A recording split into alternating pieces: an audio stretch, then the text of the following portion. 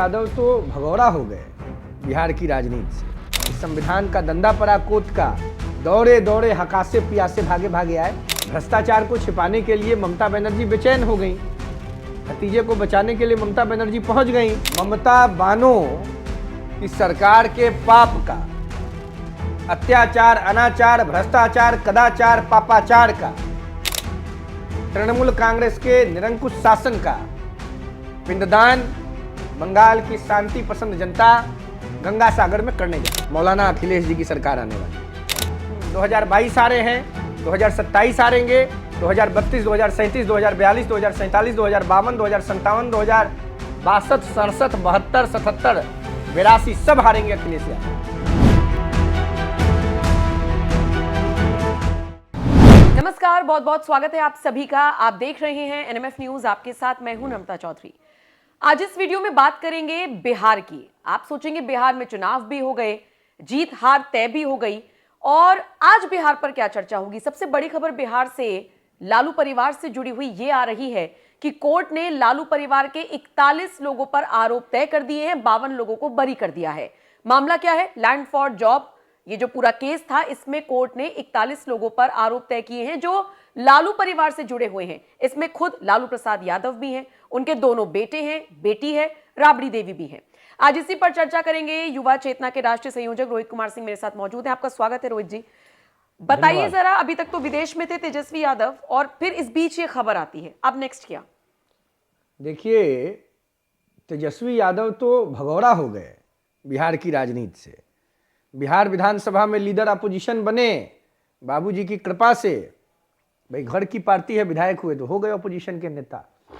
और माँ का जन्मदिन था, नहीं आए। बाबूजी बीमार थे तब भी नहीं आए। लेकिन देखिए, पूज्य बाबा साहब अंबेडकर जी की महिमा कि संविधान का दंदा पड़ा कोत का दौड़े दौड़े हकासे पियासे भागे भागे आए। नैतिकता, सिद्धांत, न्याय, मूल्यों के संरक्षण का दंभ भरने वाले अहंकारी चार्ज सीटेड युवराज तेजस्वी यादव जी अब खुद कन्विक्शन की ओर बढ़ चुके हैं। बिहार और देश की जनता पूछ रही है तेजस्वी यादव से कि यह भ्रष्टाचार का जो कुनबा लालू जी ने स्थापित किया, इसको और कहां तक ले जाना चाहते हैं तेजस्वी। पिछड़ों, दलितों, मजलूमों, मजदूरों, वंचितों, वनवासियों, आदिवासियों और समाज के अंतिम व्यक्ति को न्याय दिलाने का दंभ भरने वाले लालू यादव जी के खानदान के लोगों ने गरीबों और पिछड़ों का शोषण क्यों किया? रेल मंत्री रहते लालू जी ने नौकरियां दी और उसके बदले में गरीबों का जमीन लिखवा लिया। इससे बड़ा कोई पाप हो सकता है क्या? इस पाप का परिमार्जन भी कुछ है क्या? कोई प्रायश्चित भी है क्या? जवाब दें तेजस्वी यादव। तेजस्वी यादव के साथ साथ खुद लालू भी उनके ऊपर भी आरोप तय हुए हैं। और एक सवाल जो अब जनता के मन में आ रहा है वो ये कि जो भूमिका राबड़ी देवी ने निभाई थी, मतलब लालू प्रसाद यादव की जिम्मेदारी निभाई थी, अब राजश्री का भी वही हाल होगा क्या? मतलब जो भी भूमिका तेजस्वी की है। देखिए, बिहार की जनता ने लालू प्रसाद जी के भ्रष्टाचारी सल्तनत को रिजेक्ट कर दिया है। अब कोई गुंजाइश नहीं है। और ये बिहार है, क्रांति और शांति की धरती है, चाणक्य और चंद्रगुप्त की धरती है। बिहार एक टफ स्टेट है। अब लालू प्रसाद जी का राजनीतिक विचार का पिंडदान बिहार की जनता ने कर दिया है। अब कुछ नहीं होने वाला है। हाँ, वैसे बिहार की राजनीति में आरजेडी के लिए या तेजस्वी के परिवार के लिए, लालू के परिवार के लिए बहुत कुछ ज्यादा संभावनाएं नजर नहीं आती है। थोड़ा बहुत, अगर कोई थोड़ा बहुत 2-4-5% स्पेस रखता है, थोड़ा बहुत, तो हमको लगता है तेज प्रताप। लेकिन उनका भी नाम है इसमें। अब नाम है तो जाएंगे जेल। तो स्पेस चोरी रखता किए हैं मतलब तो जेल जाएंगे। उम्मीद उनसे की मैं थोड़ा बहुत लालू यादव जैसा थोड़ा जनता के बीच रहने का प्रयास तेज प्रताप करते हैं। तेजस्वी तो साइबेरियन पक्षी हैं, हाइबरनेशन के मेंढक हैं, चुनाव के सीजन में दिखते हैं। थोड़ा 1-8% का स्पेस तेज प्रताप के पास है, थोड़ा।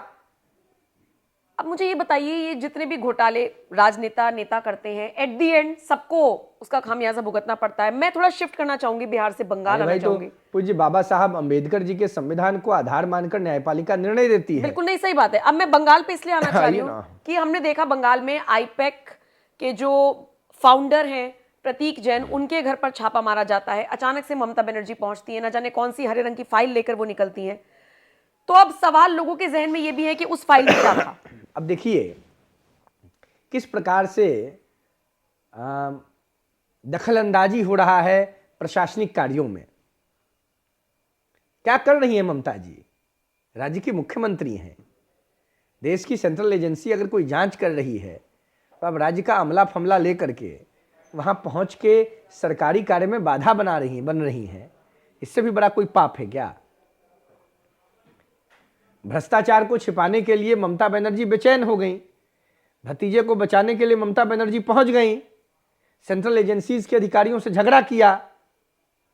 नहीं, वो कह रही कि उनकी लिस्ट, उनका डेटा है, गलत जिसको वो बात लोग है लेकर जा ना। रहे हैं। डाटा कौन किसी का ले जाएगा? भ्रष्टाचार पर पर्दा डालने के लिए ममता बनर्जी ने इतना बड़ा ड्रामा किया। तो बंगाल में आप क्या देख रहे हैं बीजेपी का स्कोप? मुझे याद है बिहार चुनावों से पहले हमने डिस्कस किया था, हालांकि आपने कहा था कि आरजेडी को डबल डिजिट नहीं आएगा, पर वो गुजरे जमाने की बात हो गई, 25 पर ही सिमट कर रह गए। अभी बंगाल को लेकर आप क्या सोच रहे हैं, जिस तरीके की हरकतें ममता बनर्जी ने की? ममता बानो की सरकार के पाप का, अत्याचार, अनाचार, भ्रष्टाचार, कदाचार, पापाचार का, तृणमूल कांग्रेस के निरंकुश शासन का पिंडदान बंगाल की शांति पसंद जनता गंगा सागर में करने जा रही है। नहीं, उनका कौन सा पापाचार है? परिवारवाद की तरफ इशारा कर रहे हैं ना। पापाचार हाँ, पूरे बंगाल को लूट ले गई ममता जी भतीजा के कहने पर। बंगाल के गरीबों का दमन हुआ, शोषण हुआ, उत्पीड़न हुआ। बंगाल में बांग्लादेशियों को स्थापित किया जा रहा है, देश की बहुसंख्यक आबादी को बंगाल में टारगेट किया जा रहा है। बंगाल में भारत का संविधान न चले, बांग्लादेश, अफगानिस्तान, पाकिस्तान का संविधान चले, इसका प्रयास ममता बानो कर रही हैं। ममता बनर्जी, बानो, मुझे बनर्जी पता है। नहीं, बानो में क्या दिक्कत है? नहीं, मुझे तो बनर्जी में बानो में क्या दिक्कत है? आप बानो किस आधार पे कह रहे हैं? क्यों नहीं कहे? मुसलमान का वोट चाहिए ट्रक से। अब उर्दू में अगर एक प्रतिष्ठित महिला को बानो कहा जाता है। बिहार, बंगाल के साथ साथ अखिलेश यादव को लेकर भी बात इसलिए करना चाहूंगी क्योंकि 2026 और 2027 ये 2 साल ऐसे हैं जो बहुत इंपॉर्टेंट हैं। यूपी का जिक्र कर लेते हैं। एक तरफ यूपी की जनता, जिनके बीच में मैं जा रही हूं, वो योगी के समर्थन में आवाज बुलंद कर रहे हैं, लेकिन अखिलेश यादव के समर्थकों को ऐसा लगता है कि अखिलेश यादव भी इस बार बाजी मार सकते हैं। देखिए, उत्तर प्रदेश में माननीय योगी आदित्यनाथ जी के नेतृत्व में अद्भुत कार्य हुआ है और यूपी में विकास की गंगोत्री प्रवाहित हुई है। उत्तर प्रदेश में राम राज्य आया है, कानून का राज स्थापित हुआ है। अब कहां मौलाना अखिलेश जी की सरकार आने वाली है? अब बताइए, उनको भी मौलाना अखिलेश? अरे तो उनके पिताजी को मुल्ला मुलायम कहा जाता था ना। अखिलेश, आप तंज में बोल रहे हैं ना मौलाना अखिलेश? इज्जत में बोल रहे हैं? मैं इज्जत दे रहा हूं उनको। बढ़िया, दीजिए। मैं अखिलेश जी को इज्जत नशी कर रहा हूं। भाई, उर्दू से प्रेम है तो उर्दू के शब्दों से घृणा क्यों? इनके पूज्य पिताजी ने राम मंदिर निर्माण आंदोलन में शामिल कारसेवकों पर गोलियां चलवाई। प्रभुराम उत्तर प्रदेश के पुत्र हैं, अयोध्या के पुत्र हैं। अभी तक मौलाना अखिलेश जी प्रभुराम के दर्शन करने नहीं गए, तो उनको क्या कहें हम? बताइए। मौलाना अखिलेश न कहेंगे और क्या कहेंगे? क्या लग रहा है 2027 में करेंगे कुछ भविष्यवाणी, जैसे पिछली 2017 हारे हैं, 2022 हारे हैं, 2027 हारेंगे, 2032, 2037, 2042, 2047, 2052, 2057, 2062, 67, 72, 77, 82 सब हारेंगे अखिलेश यादव। सुन लीजिए, साफ साफ बता दे रहे हैं आपको। जनता खिलाफ है भाई, मूवमेंट है उत्तर प्रदेश के गांव गांव में। जनता प्रधानमंत्री नरेंद्र मोदी जी को और आदरणीय योगी जी को देख रही है। जननायक मोदी जी के नेतृत्व में और आदरणीय योगी जी के नेतृत्व में उत्तर प्रदेश की जनता खड़ी है। असम, चलते चलते असम पे और बात कर लेते हैं। घुसपैठिए और बांग्लादेश से जो आए हुए अवैध तरीके से लोग यहां पर रह रहे हैं, जिनको हम घुसपैठिया ही कह रहे हैं, उनको खदेड़ने में हम अगर असम की भूमिका देखें या हिमंता की भूमिका देखें तो जबरदस्त तरीके से अभियान चल रहा है। लेकिन हम देख रहे हैं कि असम से निकलकर ये लोग अरुणाचल जा रहे हैं। हिमंता बिश्व शर्मा जी जैसा मुख्यमंत्री पूर्वोत्तर में और देश में बहुत कम लोग हैं। अद्भुत स्पष्ट राजनेता Himanta Biswa Sharma, man with dedication, with orientation, with concentration, अद्भुत काम असम में हो रहा है। ब्रह्मपुत्रा माई एकदम कृपा कर रही है। पुनः कामाख्या महारानी का जो सेवक है, सरकार बनेगी वहां। चलिए, 4 राज्यों की सियासत को थोड़ा सा हमने समझने की कोशिश की। बहुत बहुत शुक्रिया रोहित जी मेरे साथ जुड़ने के लिए। ये खबर आपके हवाले, ये वीडियो आपके हवाले। मौलाना अखिलेश या ममता बानो या जिस पर भी हमने चर्चा की, उस पर आपका क्या कुछ कहना है कमेंट सेक्शन में जरूर बताइएगा। बाकी अपडेट्स के लिए आप एनएमएफ न्यूज देखते रहिए। नमस्कार।